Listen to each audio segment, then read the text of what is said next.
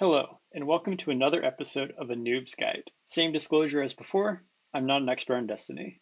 In fact, I'm a total noob. These guides are intended as documentation of my current knowledge. If you are also a noob, you might benefit from these tips. But if you are a Destiny expert, then you'll probably find my advice foolish or wrong. Today I'm going to talk about my current Destiny build. I suspect there is a technical definition of what makes something a Destiny build, so to clarify, when I say a Destiny build, I'm talking about what armor and mods I'm using. If the Destiny subclasses were balanced, I would definitely be a Void Warlock, because Blink is an incredible ability. However, as anybody who plays Destiny knows, the subclasses are not balanced. If you want to be competitive, it is almost a requirement to use Stasis. As such, I have succumbed to the darkness and I've created a new build to maximize the utility of my Stasis Warlock. I'm aware that there are different strategies between PvP and PvE. I have vague ideas about what I would do if I were to create a PvP-focused build, or a PvE-focused build, but I've yet to actually invest in creating distinct builds for PvP and PvE. Instead, I use hybrid builds that can be used in both PvP and PvE. Occasionally, I'll swap out certain armor mods if I know I'm going into high-level PvE content, but for the most part, I use the same armor and mods for both PvP and PvE content. It's likely in a future video I'll have a PvP and a PvE focused build, but I don't foresee that happening in the near future. When creating a new Destiny build, the first thing I do is figure out what are my goals and requirements. For this build, my first requirement is that I wanted a resilience of at least 50. The internet, or maybe Cody, told me that 50 resilience is necessary to avoid getting 3-tapped by hand cannons, which are everywhere in PvP. Thus I set a hard requirement to reach 50 resilience on my build. I have not done the experiments myself, so I cannot say if 50 resilience is either necessary or sufficient to avoid hand cannon 3-tapping, but I follow the rule nonetheless. I also don't think there is any advantage to higher resilience values, so I'm not trying to maximize my resilience stat. Once I achieve 50 points, that's sufficient. Beyond the resilience requirement, my highest priority goal is to maximize my recovery stat. Ideally, I will achieve 100 points in the recovery stat. A 100 recovery stat ensures that I can get my Warlock regeneration wells as quickly as possible, and also ensures that my health recovers as fast as possible. Fast health recovery is critical for my PvP playing style, since I like peeking corners and then disengaging when I start getting hit. I'm not yet confident enough in my aiming to challenge players in Destiny PvP while under fire, so being able to get out of combat, recover my shields quickly, and then re-engage is critical to being successful. When selecting an exotic piece for my build, I decided on the Claws of Ahamkara. The Warlock Stasis melee is really good. Freezing an opponent means that they can't shoot back at you, and when an opponent isn't shooting back at you, it is very difficult to lose the fight. The Claws of Ahamkara provide an extra melee charge. In practice, this means I almost always have at least one ice ball ready to fire anytime I engage in combat. Since I'm using a melee-focused exotic, my second stat priority is Strength. A high stat will help my melee recharge faster. In my previous builds, I thought that Intellect was super important. I've since realized that I'm bad at using supers, and frequently will waste my super or trade out when using it because I get too aggressive. As such, I've deprioritized Intellect in my current build. Mobility is also not important to me. My go-to primary is the Mida multi-tool, which provides a mobility boost. Thus having high mobility armor is not important. My playstyle is heavily based on trying not to die, so sprinting into combat is not necessary and not a style I'm particularly fond of. I generally die less and play better when I'm being more cautious. To summarize my goals for the build, first, I want 50 resilience minimum. Ideally, I'd hit 100 recovery. I use Claws of Ahamkara as my exotic, and finally, I'll prioritize strength among the other stats. After setting these goals, the next step was to select armor pieces that would achieve these goals. My current armor collection policy is that I keep any armor piece that has a stat total of 60 or more. These pieces I stick into my vault, and I dismantle everything else. Instead of staring at my vault looking for the best armor pieces with the right stats, I went to DestinyItemManager.com and used their Loadout Optimizer tool. The tool isn't perfect, but it did a good enough job that I could use it to get a rough idea of what armor pieces might work for my build, and then I manually adjusted the results to finalize my current build. I was able to find a combination of armor pieces that would give me 50 resilience. However, I was only able to get 50 recovery points on my armor. Since recovery was the most important stat for my build, I applied the plus 10 recovery armor mod to every piece of gear, which pushed me to 100 recovery points. Since I only had one roll for the Claws of Ahamkara, I didn't have much choice when selecting what I would put for my gauntlets. Now let's talk about the armor mods. For my helmet, I stacked 2 copies of Scout Rifle Targeting, which helps with my Mida multi-tool. If I'm playing PvP, my gauntlets have 2 copies of Scout Rifle Loader on them. This makes my Mida multi-tool reload speed insane. However, if I'm going into PvE content with champions, I'll switch out these loader mods with champion mods like Anti-Barrier Scout Rifle. For my chest piece, I have 2 copies of Unflinching Scout Rifle Aim. For my leg armor, I couldn't find any mods that seemed very useful, so I stuck with only applying the traction mod, which helps sprint a little bit. Finally, my Warlock bond has Glacial Inheritance. Glacial Inheritance refunds super energy for every Stasis super kill. Even though I'm bad at using supers and I'm not trying to maximize my intellect in this build, it's still nice to get my super more often.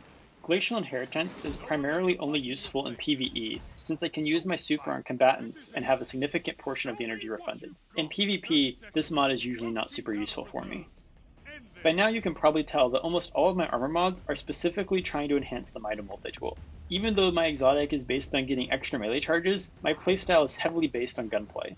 The vast majority of my kills are from the Might multi-tool, so my build attempts to maximize my chances of succeeding in combat using the Might multi-tool. So far I've been using this build for a few weeks and I like it a lot. I suspect that the only changes I'll be making in the near future will be swapping out armor pieces for ones with higher stats. If you haven't made a Destiny build yet, I'm happy to do my best to assist you with what limited knowledge I have. If you are a Destiny expert and have feedback on my build, please comment and let me know what additional optimizations I could make. As always, I'm looking for people to play Destiny with. If you've never played before, I'm happy to help walk you through the tutorials. If you've been playing for a while now and are ready to start tackling in-game content, I'm happy to help you get through all of your powerful and pinnacle gear challenges. And if you just want to play for fun, I'm always down to run around and have a good time. Thanks for watching.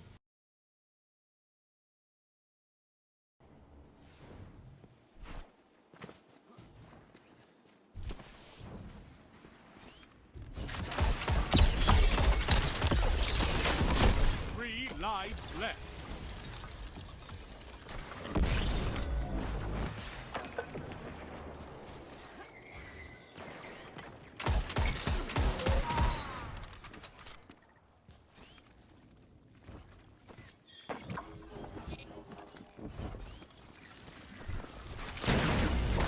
Last life.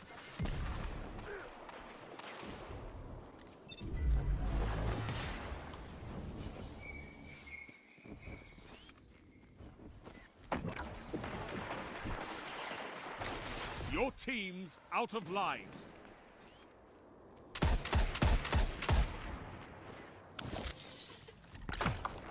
One minute left.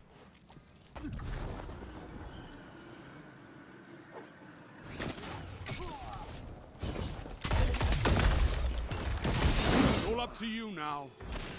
Destroy them. You're knocked out. Not this time. You've been defeated.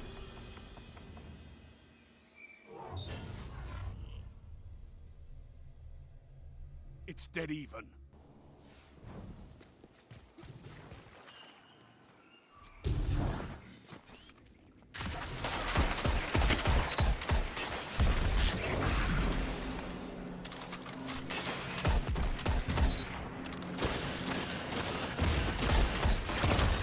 Three lives left.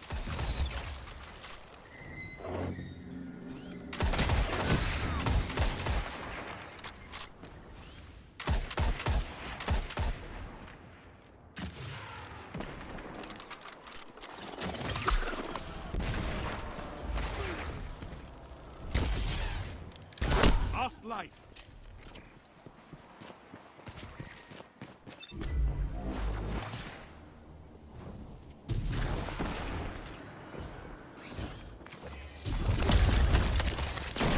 No lives left for your enemy.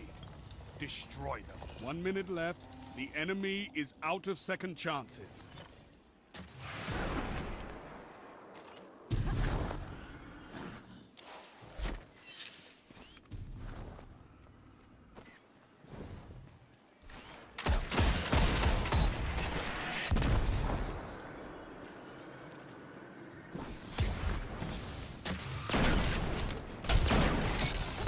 One foe remains.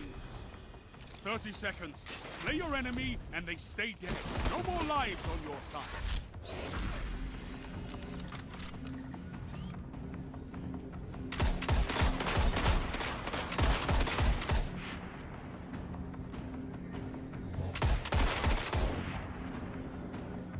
Ten seconds. What can stop you if you fight together? Nothing. You smashed your enemies to dust.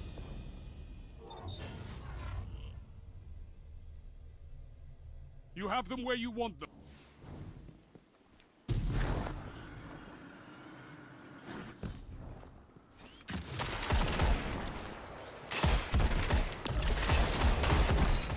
them to line up faster.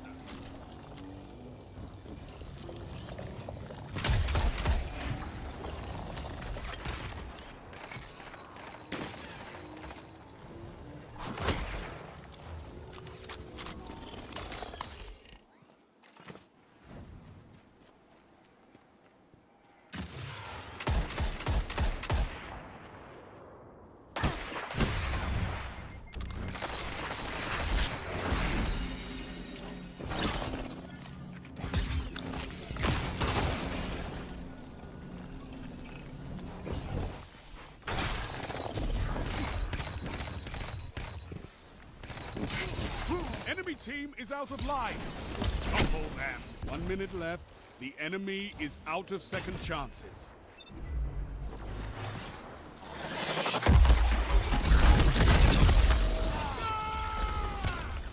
One foe remains.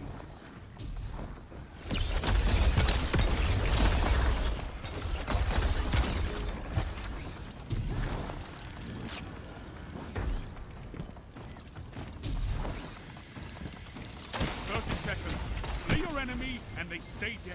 Last life.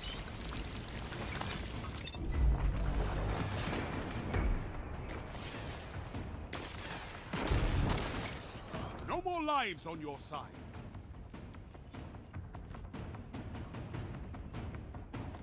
Ten seconds.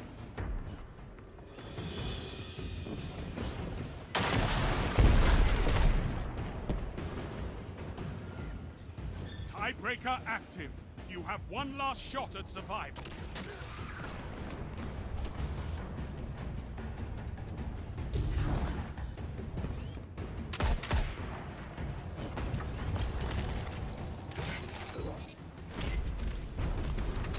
All enemies down. All lives expended. Total victory!